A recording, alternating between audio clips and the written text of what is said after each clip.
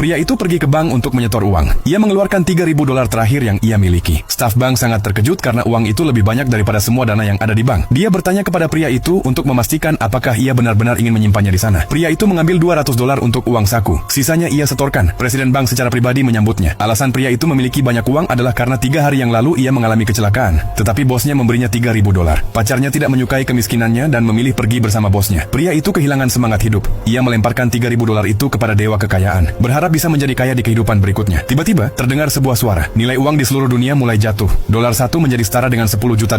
Hanya aset pria itu yang tidak berubah. Ketika ia bangun, ia mendapati dirinya berada di ranjang rumah sakit. Dokter berkata padanya, "Kamu begitu kaya hingga penyakit apapun bisa disembuhkan." Pria itu bertanya apakah $100 itu banyak. Dokter menjawab bahwa ia tidak akan pernah bisa mendapatkan uang sebanyak itu seumur hidupnya. Pria itu menyadari bahwa apa yang ia dengar sebelum pingsan adalah benar. Tak lama kemudian, ia pulih dari semua lukanya. Setelah keluar dari rumah sakit, pria itu ingin merasakan kehidupan orang kaya. Ia pergi ke kantor penjualan villa paling mewah. Petugas penjualan melihat pakaiannya yang sederhana dan berkata bahwa villa termurah berharga $5. Manajer juga masuk pada saat itu. Pria itu bertanya berapa harga villa yang paling mahal. Ketika ia mendengar manajer berkata $8 per villa, ia segera mengeluarkan uang kertas $100. Manajer dengan cepat membawanya ke ruang VIP, lalu menyerahkan kunci villa dan sisa uang $92. Setelah itu, pria itu pergi ke pusat perbelanjaan. Ia bertanya kepada pramuniaga di mana ruang VIP berada. Pramuniaga mengatakan bahwa ia harus menghabiskan $1 sekaligus untuk memenuhi syarat. Pria itu mengeluarkan sekeping koin. Pramuniaga segera membawanya ke ruang VIP. Tanpa disangka, ia bertemu dengan bos dan mantan pacarnya. Mereka berusaha mengusirnya. Bos memanggil para pengawal. Pada saat itu manajer mal masuk. Pria itu bertanya apakah barang-barangnya sudah siap. Manajer meminta staf untuk membawa barang-barang yang sudah dibeli pria itu. Ia telah menghabiskan total $2. Pria itu berkata ia akan membayar dengan uang tunai. Tetapi bosnya tidak percaya bahwa ia bisa mengeluarkan uang sebanyak itu. Sampai pria itu mengeluarkan uang kertas $100. Semua orang pun terkejut.